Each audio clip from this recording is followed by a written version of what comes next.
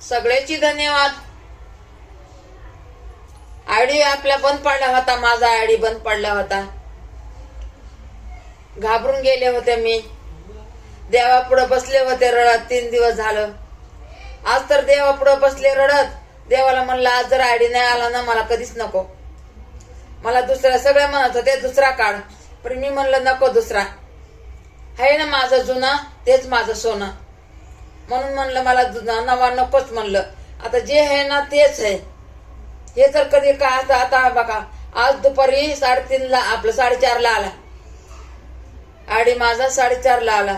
एवढे मी नाही का, मी असं येड्यावणे झाले त्या आयडी बघून शिनी, म्हणजे नाही का माझे फोटो बघून येडं बघून मला असं छक झाले। मी म्हणते असं कसं काय, असंच मी म्हणलं बघावं तरी चालू करून, असं बोलले मी। ते असं बोललं ना रंजना बनसोडे, की ते दुसरं रंजना बनसोडे येते।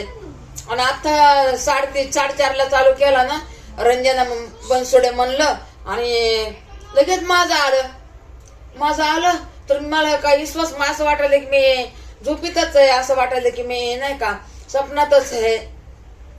सगळे म्हणायचे ना युट्यूबवाले, आपले फॅमिली सगळे, आणि आपले जानकारीचे व्हिडिओ बघते ना मी मराठीमधून, सगळ्या भावांचे बघते।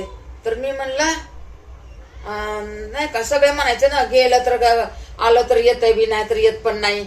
मी म्हणलं जाऊ द्या, आता रडून रडून बसले या, आता आलं तर आलं, नाही आलं देवाला म्हणलं मी दुसरं नाही काढणार।